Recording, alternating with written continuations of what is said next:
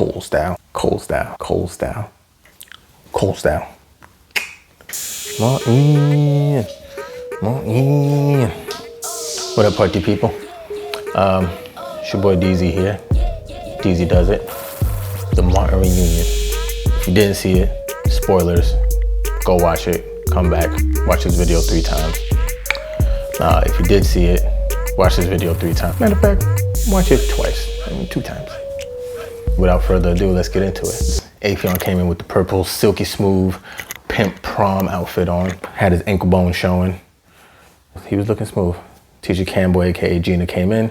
She had on the leopard Chitara full body outfit with the big super hoop earrings in, looking good. Tashina Arnold, aka Pam, aka B2B. She came in looking like Casper the Friendly Ghost. She had the full white suit on, Asian inspired. She had the triangle isosceles hairdo thing going on with chopsticks. Her pants were like 3, 4, 5XL. Martin came in dressed like Martin. He had this just solid monochromatic outfit on. He had this leather jacket. Looked like he was shopping on Delancey Street earlier in the day. For a lot of you don't know, Delancey Street used to sell a lot of leather jackets. Coley Cole came in, dressed good. His hat was dope. Apparently he has a hat line that he talks about. I'll link the website down below.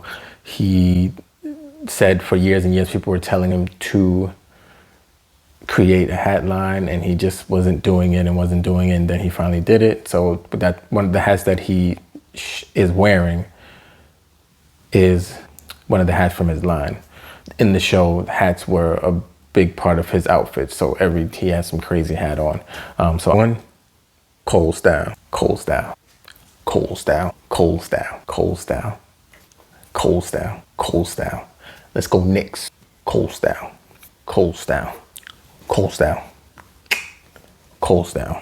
Also, free BG, free Brittany Griner. It's been over 100 days, and this is just far beyond ridiculous. She should be home in America with her family and those people that love her. She shouldn't be trapped over in Europe and Russia, and like, it's unnecessary at this point. It's been unnecessary for months already. Just seeing Martin and Gina, Tisha Campbell, interact with each other. I know they said they worked a lot on their relationship after years after the show ended. You know, the whole controversy about the sexual harassment suit, and for the filming of the last part of the series, she didn't want to be in the same room as him when they was filming. She just wanted to finish the show, give it a amicable ending, and then move on, which is what they technically did. But to see them two like touching and like hugging each other and talking and having fun and giving each other praise, like, it was a welcoming sight to see. They went over like memorable moments. The Tommy the Hitman Hearns, which is, you know, one of the most memorable gifts of him just laying on the ring ropes. And he's just like professing his love. But I didn't know I wanted to do this. These were the memorable moments that he picked. So he had the Forever Shanae, which was the episode where Shanae won the date with the Kid and Play star, Kid. Last name was Reed. Yeah, Kid Reed. Chugging the 40 ounce and burping. So it's a funny episode. The unemployed Martin, when he was he went to Myra's unemployment office and like was trying to get a job after he lost a job from WZUP. And he was like, "You gotta keep doing the hush, Myra. I'm famous around here." And she was like, "Ain't nobody know you." He was like, "Watch me work." He was like, "What's up?" I said, "What's up?" And Angry Man was like, "Man, shut your ass up." He was like, "Anybody talking to you, Richard Roundtree?" Let's see, the baby catch and the New Jack City one was like, that episode was it's probably people's favorite episode. I'm sure like the majority of people, like, it's their favorite episode. He has the New Jack City, and then that's when the CD player came up missing, and he accused everybody, Tommy, Cole, Gina, Pam, nobody was safe. And he had the fake dog, and he had everybody at the table, and like nobody could hold it in because he had the dog. He was like, hoo, hoo, hoo. Nobody could hold it in. And then the story behind that is they said that they were supposed to get a real dog. they wound up with that dog, and they asked him if the dog would stand, and they said, yeah, the dog will stand. And wound up, obviously, if you saw that episode, you know the dog didn't stand. He was like, stay. The dog fell, and then he was like, stay. Just see Tommy, like Tommy couldn't hold him in his laugh. He couldn't hide his face like throughout the whole entire ordeal. Something else that I didn't know, Martin, the theme song, you know, Martin, Cole is the voice singing. Tisha had thought it was Kid Capri, because obviously the ties between Def Jam and the yelling. I never even thought who it could have been. I would just sing it, and it would just be like, oh, it's time for one of the funniest shows I've ever seen. Cole was doing it. It was Cole. Cole talks about the hat line at around like 18 minutes into the show, and he shows the full, like, the hat that he got. It's got a little Martin, it's got some crosses, got a couple of bird feathers, kind of like symbolism of things that went on in the show. Cole talks about his, at 21 minutes, Cole talks about his bird call and how he didn't ever practice it. It was just like something he was like they wrote it in. It was like makes noises, and he said he was a big fan of Tarzan, so he watched a bunch of Tarzan things. Obviously, he did the that was really good. It's good to get all this behind the scenes stuff, because it makes you love the show more, and you get to hear like the insider secrets and stuff that went on behind the scenes, like things that were improvised. So Gina moments, obviously the number one moment for Gina, bed frame Gina, when she's got her head, they go try out the new bed, they get the bed delivered in the morning in an episode, and then they go try it out. Like, I got a couple of minutes before I got to get to work, and she gets her head stuck in the bed frame, and she comes out, she's slamming the bed frame around. That part, that's a freaking hilarious episode. And obviously she goes to work, and she gets it cut around. Like, Sniglet and Giglet with the Hashitashi TV.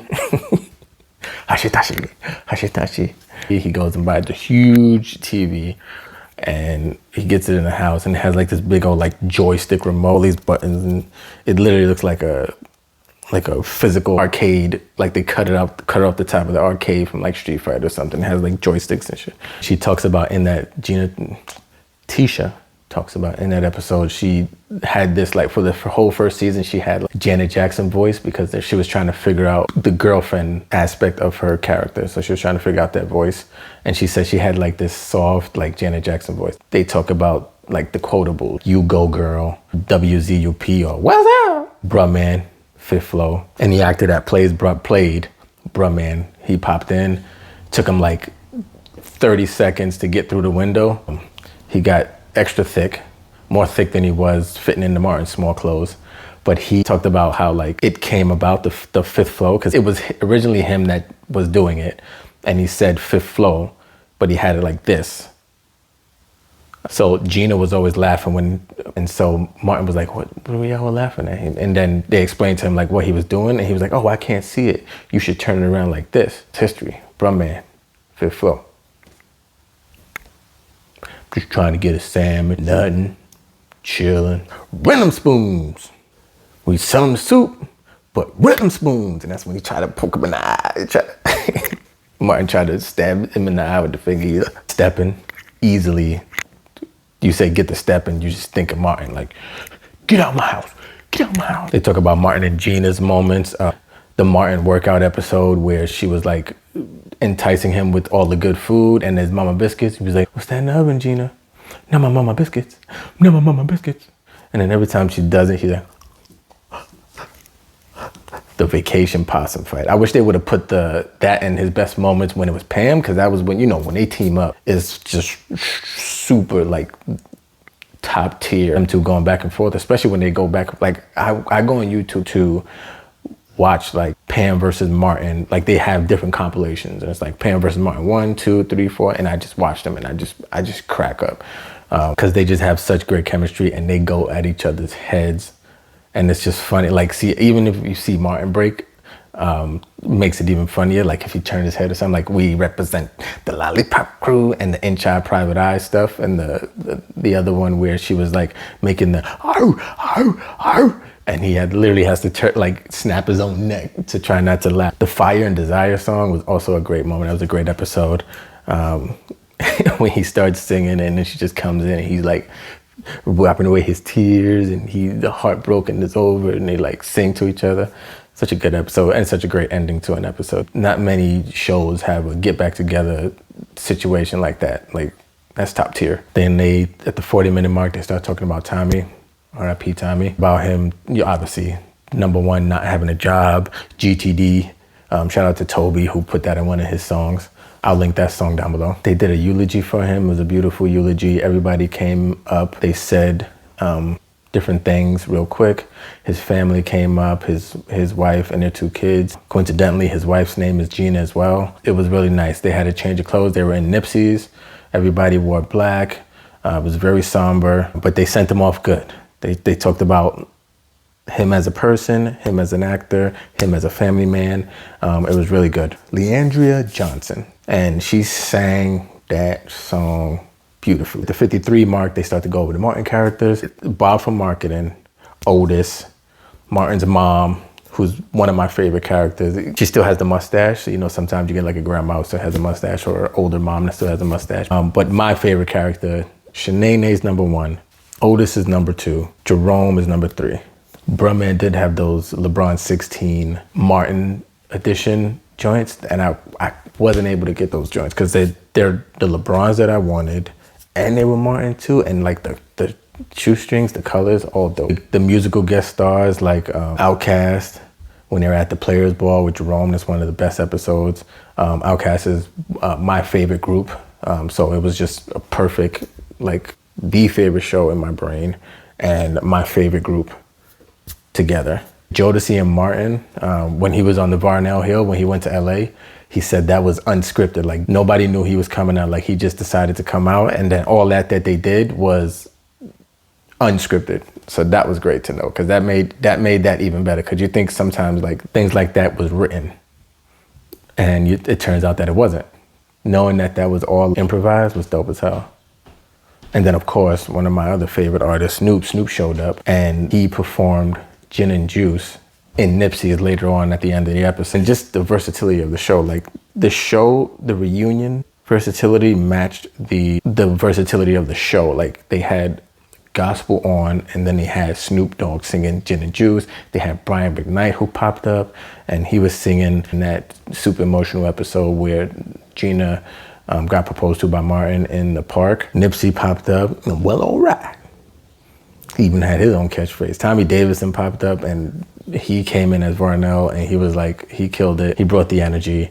Varnell Hill was always a great addition to the Martin show. And David Alan Grier as Lonnie Love, like, all great additions. And I'm glad, like, these people, I wish David Alan Grier would have came out. That would have been cool. But to have people like Brian McKnight, Brumman, Marla Gibbs, who's a living legend, a super icon, and still got her wits about her.